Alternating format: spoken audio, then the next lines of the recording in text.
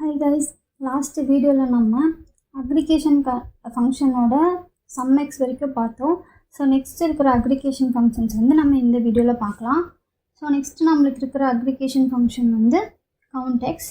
So நம்ம நார்மலாக பண்ணுற மாதிரி நியூ மெஷரில் போயிட்டு மெஷரோட name count X equal to count X function, அப்புறம் அந்த டேபிள் நேம் கம்மா. இப்போ நம்ம என்ன எக்ஸ்பிரஷன் கொடுக்கலாம்னா shipping cost close bracket and enter.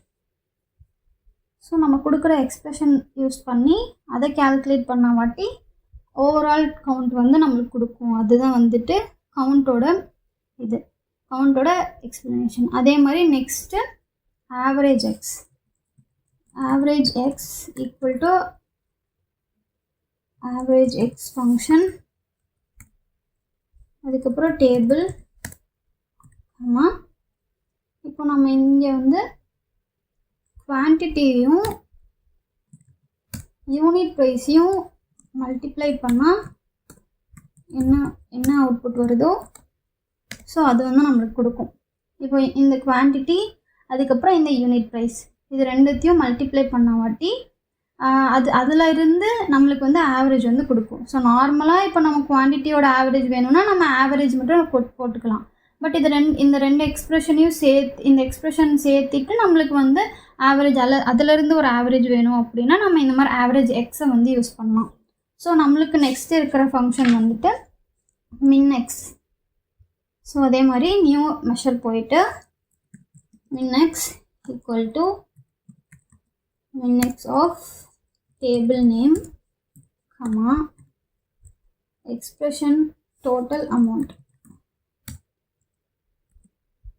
நம்ம ஆல்ரெடி பண்ண மாதிரி இப்போ குவான்டிட்டி அதுக்கப்புறம் டிஸ்கவுண்ட் அப்புறம் குவான்டிட்டி அப்புறம் டோட்டல் அமௌண்ட் அந்த மாதிரி வந்துட்டு நீங்கள் அந்த மாதிரி எக்ஸ்பிரஷனை ஜாயின் பண்ணி கூட போடலாம். ஸோ நான் நார்மலாக இப்போதைக்கு இதில் இருக்கிற மினிமம் வேல்யூ வந்து எனக்கு வேணும் அந்த மாதிரி வந்து கேட்டுக்கிறேன். ஸோ அதே மாதிரி நெக்ஸ்ட் இருக்கிறது மேக்ஸ் எக்ஸ். மோரலெஸ் வந்து எல்லாமே சிமிலராக தான் இருக்கும். ஸோ ஈஸி ஃபங்க்ஷன்ஸாக தான் இருக்கும், பட் ரொம்ப ரொம்ப இம்பார்ட்டண்ட் இந்த ஃபங்க்ஷன்ஸ்லாம். ஸோ மேக்ஸ் எக்ஸ் ஃபங்க்ஷன், அதுக்கப்புறம் ஷீட் நேம் கம்மா எக்ஸ்பிரஷன் என்ன கொடுக்கலாம்னா நம்ம இப்போது குவான்டிட்டியும் ஷிப்பிங் காஸ்ட்டையும் வந்து மல்டிப்ளை பண்ணிக்கலாம். Quantity into shipping cost enter. So இப்போ உங்களுக்கு இதெல்லாம் வேணும் எப்படி வந்து ஒர்க் ஆகுது அப்படின்னா நம்ம வந்து ரிப்போர்ட் வியூவில் போய் ஸோ அது வந்து எப்படி ஒர்க் ஆகுது என்ன மாதிரி அவுட்புட் கொடுக்குது அப்படின்னு நம்ம பார்த்துக்கலாம். ஸோ அதை நம்ம லாஸ்ட் வீடியோவில் பார்த்துருப்போம். ஸோ நெக்ஸ்ட்டு வந்து நம்மளுக்கு இருக்கிறது கவுண்ட் பிளாங்க் வந்து எதுக்கு யூஸ் பண்ணுவாங்கன்னா இப்போ பிளாங்க் வேல்யூஸ் ஒரு காலமில் வந்து பிளாங்காக ஏதாச்சும் வேல்யூஸ் பிளாங்க் வந்துட்டு ரோஸ் இருந்ததுன்னா அது எத்தனை இருக்குது அப்படின்னு கேல்குலேட் பண்ணுறதுக்கு யூஸ் பண்ணுவாங்க. ஸோ இப்போது count blank equal to count blank function. இப்போது நம்மளுக்கு இங்கே பார்த்தீங்கன்னா ஷிப்பிங் காஸ்ட்டில் வந்துட்டு ஒரு சில பிளாங்க் வேல்யூஸ்லாம் இருக்குது. ஸோ அது எத்தனை பிளாங்க் ரோஸ் இருக்குது அப்படின்னு கேல்குலேட் பண்ணுறதுக்கு அது யூஸ் ஆகும். ஸோ ஷிப்பிங் காஸ்ட்டில் என்டர்.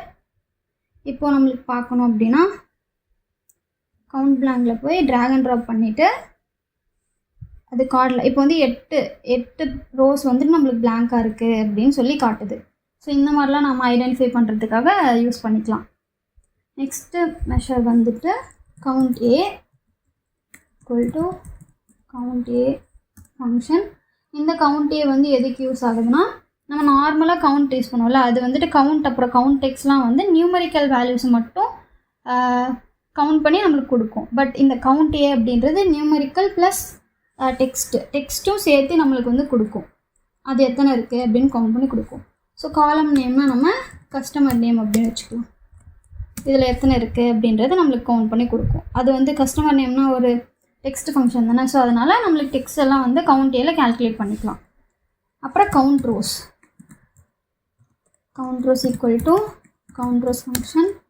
இப்போ என்ன டேபிள் ஒரு டேபிளில் எத்தனை ரோஸ் இருக்குது அப்படின்றத ஃபைன் பண்ணுறதுக்கு நம்ம இது யூஸ் பண்ணிக்கலாம் கவுண்ட் ரோஸ். ஓகேங்களா. நெக்ஸ்ட்டு லாஸ்ட் ஃபங்க்ஷன் வந்து distinct function. distinct count equal to distinct count. இப்போ இதில் என்ன கொடுக்கலான்னா நம்ம நார்மலாக சிட்டி அப்படின்னு கொடுக்கலாம்.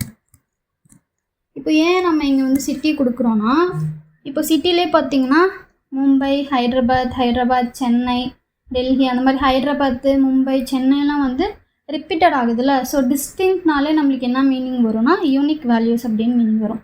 ஸோ இந்த சிட்டி அப்படின்ற காலமில் எத்தனை பிளேசஸ் வந்து யூனிக்காக இருக்குது, டூப்ளிகேட் ஆகாமல் எத்தனை இருக்குது, டோட்டலாக எத்தனை இருக்குது அப்படின்னு கண்டுபிடிக்கிறதுக்காக நம்ம இந்த டிஸ்டிங்க் கவுண்ட் வந்து யூஸ் பண்ணுவோம். ஓகேங்களா. ஸோ இது வந்து நம்ம ரிப்போர்ட் வியூவில் பார்த்தோன்னா டிஸ்டிங்க் கவுண்ட் எடுத்துகிட்டு போய் போட்டுட்டு இப்போ கார்டில் போட்டோன்னா இப்போ டோட்டலாக 7 பிளேசஸ் வந்து நம்மளுக்கு டிஸ்டிங்காக இருக்குது, ஆனால் அதே தான் ரிப்பீட்டடாக இருக்குது அப்படின்னு சொல்லலாம். ஸோ நெக்ஸ்ட் இருக்கிறது லாஸ்ட் ஃபங்க்ஷன். அது வந்து அட்வான்ஸ்ட் பவர் வேல வந்து வரும். ஸோ அதை வந்து நம்ம நெக்ஸ்ட் வீடியோவில் பார்க்கலாம். Bye guys.